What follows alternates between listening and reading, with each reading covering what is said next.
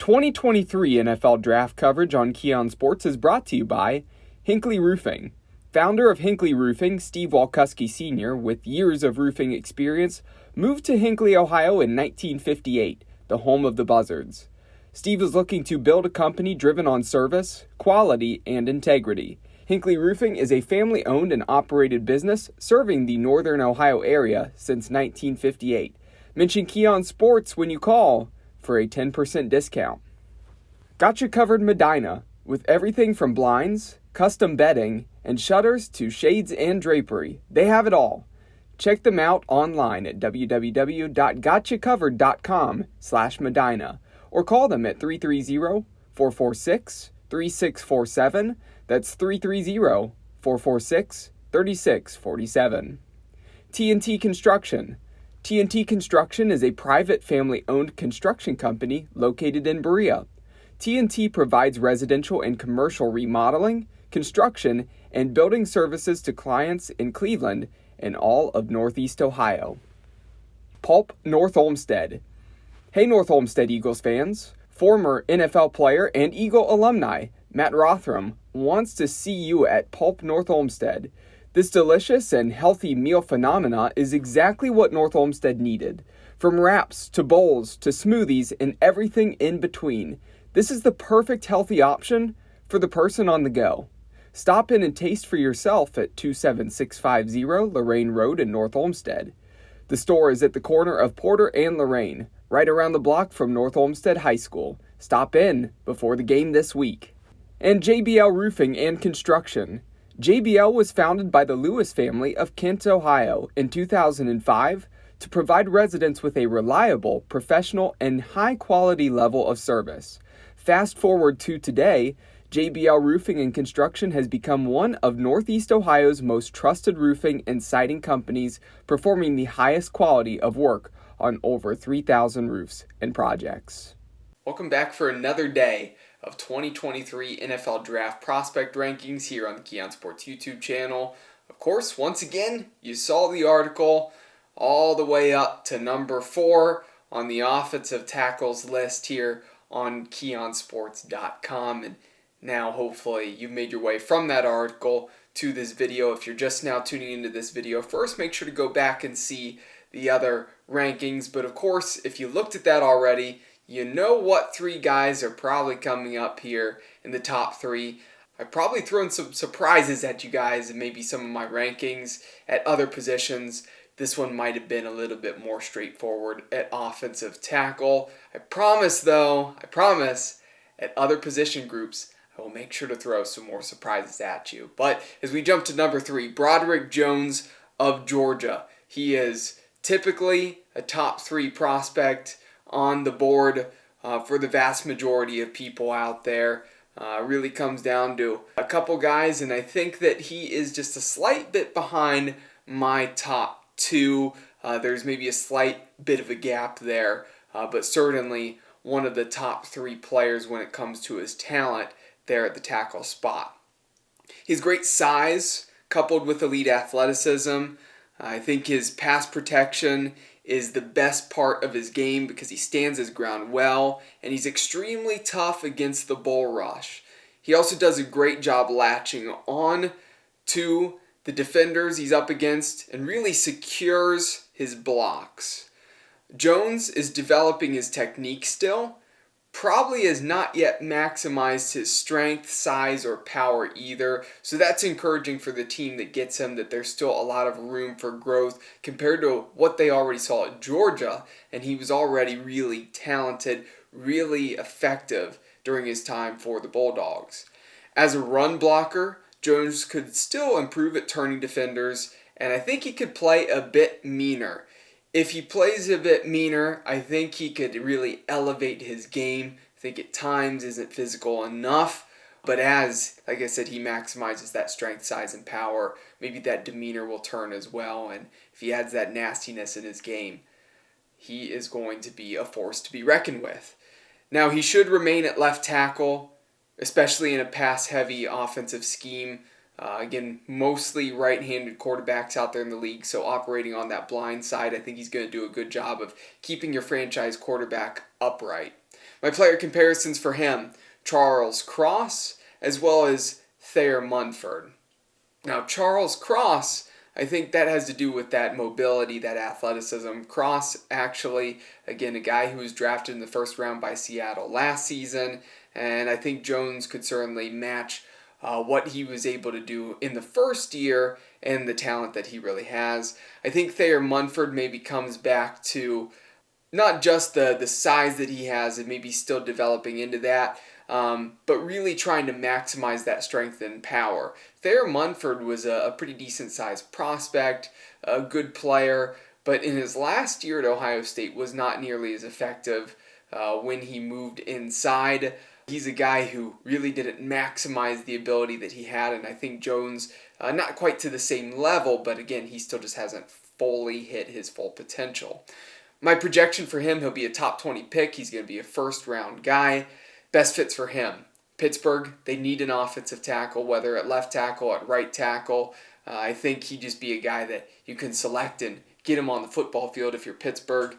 Tampa Bay, they're set at right tackle with Tristan Wirfs, but I don't think they're fully set at left tackle. Donovan Smith is okay. I've not been super impressed by him. Broderick Jones, be a younger guy that you could bring in, and I think he has a higher ceiling than where Smith is currently. Washington, that would be another good fit for him there. Washington, they could use another tackle, bring Broderick Jones in, and regardless of who you have playing at quarterback in Washington, he'll help keep that player upright. And my wild card is Tennessee, because Taylor Lewan no longer the left tackle for the Tennessee Titans. The veteran spent many years there. Broderick Jones could be a guy brought in, start right away for the Tennessee Titans, as they're almost looking like they might be going through a rebuild, maybe even possibly the tank for Caleb Williams conversation for next year's draft. I don't know, maybe a little early to talk about that, but regardless, if they are in that conversation, they are thinking of, tanking. I know no team says that they're trying to tank, but we all know that when you have a prospect like Caleb Williams and you have a team that isn't ready to compete yet, it's certainly in the books, in the cards to possibly think about that. If you can address offensive line before you get the quarterback you want, I think that's probably the order you actually want to go in, because that way you have people who can keep that quarterback upright and healthy when you get the person you want to be your franchise guy, because Tannehill might not be there too much longer. At number 2, Paris Johnson Jr. of Ohio State. He is another guy who, there are a lot of position groups out there, have had number 2 be in the argument for number 1. And Paris Johnson Jr., this might be one of the tightest arguments at any position group. He's an extremely explosive athlete at tackle with great movement, ideal size. He has the tenacity and the nastiness you love to see in a dominant tackle. I like him best in pass protection, but he's also a pretty strong run blocker. Johnson can move in open field, which also makes him valuable on screens as he gets out ahead as a lead blocker. I think that's a really great aspect in his game that separates him from a lot of the other tackles, because he's so athletic that he really runs effortlessly out in that open field and is not afraid to level some defenders in the way.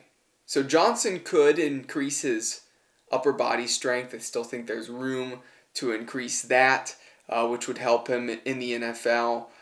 He does have a tendency, because of that aggressiveness, to start dropping his head and lunging at times. Again, needs to keep that head up, prevent himself from lunging and getting off balance, whiffing sometimes on some of those blocks. Even though it's occasional, again, that is something that he will need to clean up in order to have a pretty seamless game. Has the versatility to not just play at tackle. Of course, he played at right guard the season prior for Ohio State, as Nicholas Petit-Frere as well as DeJuan Jones were the guys on the outside, and Munford and Johnson Jr. were 2 tackles that had to really play at the guard positions for Ohio State. So he has the experience inside at guard if need be, but he's a true tackle through and through. He should be playing out at tackle, and I think he is a left tackle for a long time in the league. He's going to be dominant early. Depends upon where he ends up. Some places going to be better fits than others, and we all know that depending on the prospect, depending upon the team. But no matter where he goes, I really think he can be an enforcer on that offensive line and be dominant, like I said. My player comparison for him is Tyrone Smith. Good tackle. Been in the league for quite a long time. And I think Johnson Jr. could do that as well. He will be selected in the top 10. If he somehow slips out of the top 10, he might be right around that pick 11, 12, 13. He's not going to get very far outside the top 10. I think he will be selected right around that 10 spot, though, when it comes to night 1 of the NFL draft. Best fits for him, Pittsburgh. Pittsburgh could really use him because they need that tackle spot filled, like I said when I was talking about Broderick Jones. Chicago, that would be an excellent fit as they're trying to keep Justin Fields upright. Former teammate of Paris Johnson Jr., so maybe the Ohio State connection there as he can block for Fields once again. But they need all the tackle help that they can get. They've addressed the skill positions a little bit better. They've addressed linebacker.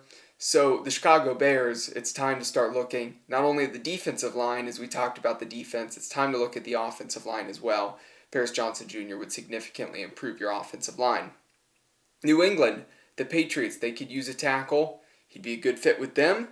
And the wild card, Tampa Bay. Tampa Bay, again, if they want to take a step up at left tackle, Paris Johnson Jr., if he somehow makes it out of the top 10, maybe, if you're Tampa, you might want to try to find a way to get up to select him. And number 1, Peter Skoronski of Northwestern. Like I said, it was close between Skoronski and Paris Johnson Jr. I'm giving Skoronski the edge here because he's versatile. I know Paris Johnson Jr. could play at guard, but I think Skoronski would be an even better guard than Paris Johnson would be, despite still being able to also play at tackle as well. Just depends upon the team that selects him where they want to place him at. I think he could play either spot. Some people who follow these prospects think he's going to be best at guard. I personally like him best at left tackle in a power run scheme, and I'll explain why here in just a moment. Skoronski has the ability to stop speed and power against pass rushes, and he generates tons of push in the run game. He gets to the second level quickly, and he is a nasty puller, getting out in front of the run. And also, Skoronski has a very high IQ. Now, why a lot of people want to move him inside is because he has a shorter wingspan. Not quite the same wingspan as what you would ideally want to see out of a tackle. So that causes that conversation for him to get kicked inside to left guard. But because, like I said, he has the ability to deal with speed against pass rushes, deal with the strength, plus is a great run blocker, I still think in a run-heavy scheme, he's going to be best outside at left tackle. Now, like I said, if there's a team that selects him that they're maybe more pass-heavy, or they already have their book in left tackle, and they need a left guard, you can absolutely slide him in, but I do think it limits him just a little bit. But I think regardless, anybody's going to be happy to get Skoronski. He is a good player, and I think he's another guy who's going to be in the league for a very, very long time. My player comparisons for him, Justin Pugh. That's because, again, the arm length, being a little bit shorter on the arm length, so fits with Pugh, who is a guy who did slide into guard. And then Liam Eichenberg, guy who played tackle for Notre Dame, of course, Northeast Ohio product. I think there's some similarities there in his game with Eichenberg. His ability against the run, the physicality, but also can deal with the pass rush as well. Skoronski's going to be a top 15 guy. He's going to be hovering right there with Paris Johnson Jr., might even be selected just before Paris Johnson Jr., but regardless, he's going to be hovering right towards the upper half of the first round. Best fits for him, Cincinnati. I think, like I said, could play tackle for them, could play guard, whichever they need him at. Pittsburgh has a lot of spots they need to fill on the line like Cincinnati. Again, Skoronski is a good fit there. Philadelphia, maybe they want to bring him in and plug him in at a guard spot. Maybe have him there at tackle. I don't know. Maybe they'll reshuffle the line a little bit as some of those guys are getting older on their offensive line. But the Philadelphia Eagles, you can always add more talent when you're trying to get back to the Super Bowl after not being able to win the Super Bowl this past year. Maybe Skoronski can help get you back to that same spot, maybe win it this year. My wild card is Chicago. Of course, Northwestern in Evanston, just outside of Chicago. Chicago Bears could look to keep Skoronski there in the area. He wouldn't have to leave the Windy City and would significantly help their offensive line keep Justin Fields upright, clear out some space for the run as well. That does it for the offensive line. Yesterday we talked about the interior offensive line, like I said before. Now we wrap up with the offensive tackles. And for everybody out there who've been waiting for the tight ends, wide receivers, running backs, and quarterbacks, well, the time has come. The next 4 days, we'll be diving into the positions that are always involved in your fantasy football leagues and dynasty drafts coming up in just a few weeks. For myself, Cole McDaniel, everybody enjoy the rest of your day today. I'll be back with you tomorrow, and make sure to hit that subscribe button.